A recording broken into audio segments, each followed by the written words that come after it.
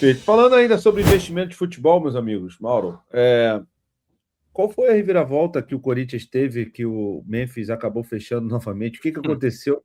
Que a sua previsão, você que não gosta de futurologia, mas quando exerce com louvor, que acerta, tem acertado as escalações do Flamengo, tem acertado as negociações do Corinthians.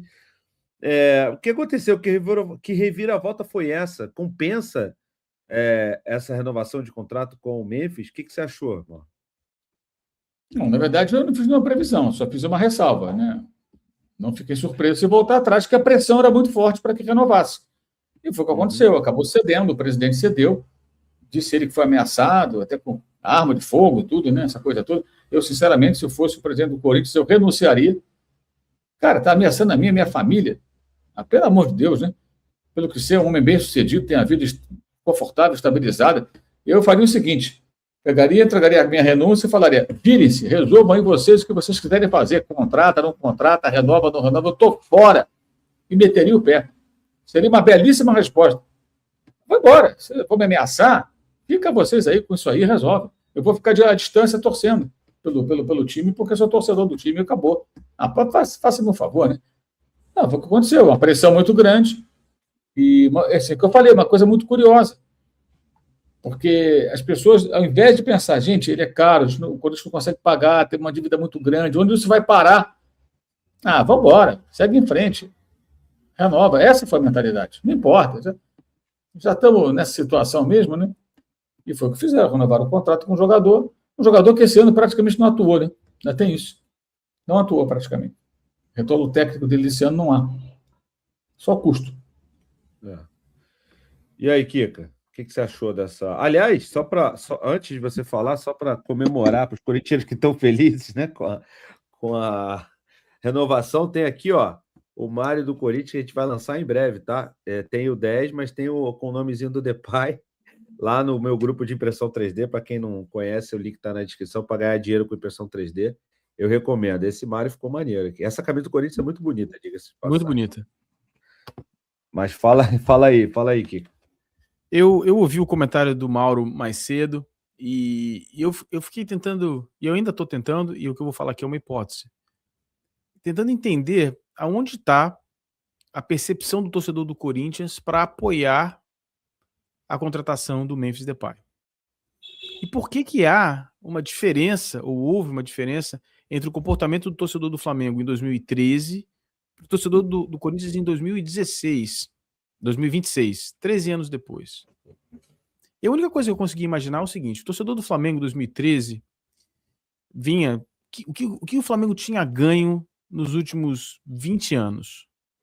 Ganhou o Campeonato Brasileiro em 2009, sabe lá Deus como, todo flamenguista sabe que aquilo ali foi um alinhamento de planetas que não vai acontecer tão cedo, em todos os aspectos, né?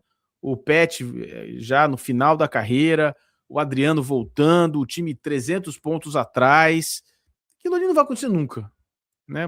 Pontuação baixíssima. Mas o que mais que o Flamengo ganhou? O outro título, o título anterior brasileiro de peso, não Copa do Brasil, mas de peso mesmo, foi o brasileiro de 92. O torcedor do Flamengo estava crente, descrédulo, na verdade, de qualquer conquista de peso. O torcedor do Corinthians, nos últimos anos, não ganhou nada. Mas na década passada, o Corinthians foi o clube mais vencedor do futebol brasileiro. Ganhou o Brasileiro, ganhou o Mundial. Foi o último clube sul-americano a ganhar o Mundial Interclubes. Eu imagino que o torcedor do Cruzeiro não tenha a capacidade de se autoavaliar. O torcedor do Cruzeiro, do Corinthians, desculpa, ele se olha, ele se enxerga como o que ele não é na verdade. Porque o Corinthians hoje, o torcedor do Corinthians hoje se imagina ser aquele time de 2012 e não é mais. Ah, não, a gente dar um jeito, traz o Pato, vamos resolver. Não, quanto é? A contratação mais cara do futebol brasileiro? Traz, ganhamos o Mundial, é o Pato. E aí ganha brasileiro, aí ganha outro brasileiro, o brasileiro já com o Carille também foi um alinhamento de planetas. O torcedor do Flamengo tinha 2 décadas sem título. O torcedor do Corinthians tem um período muito menor sem título. Acho que o torcedor do Corinthians ainda não tem a consciência de que o time está quebrado e que, se não mudar, vai ficando cada vez pior e vai demorar mais tempo para diminuir essa diferença para o Flamengo. O Corinthians tem sim potencial de em um ano ter mais arrecadação do que o Flamengo. O Flamengo vai ter um ano melhor, o Corinthians melhor. Essa lógica do futebol é essa. Mas o torcedor do Corinthians não vê. Tanto não vê que apoia a contratação do Memphis. Obrigado. O Memphis é o Elias, galera. O Memphis é o Wagner Love do Flamengo. Só que o torcedor do Flamengo entendeu, falou, ferrou, não dá. É isso, cara. O torcedor apoiar a manutenção, vem, fica, porque o Corinthians é grande, dá-se um jeito. A Fiel que ia pagar o estádio, os 700 milhões, a Fiel arrecadou 40 milhões em 6 meses. É isso, cara. Então, eu acho que o Corinthians, o torcedor do Corinthians, não consegue enxergar a situação que ele está hoje, aonde o time está hoje.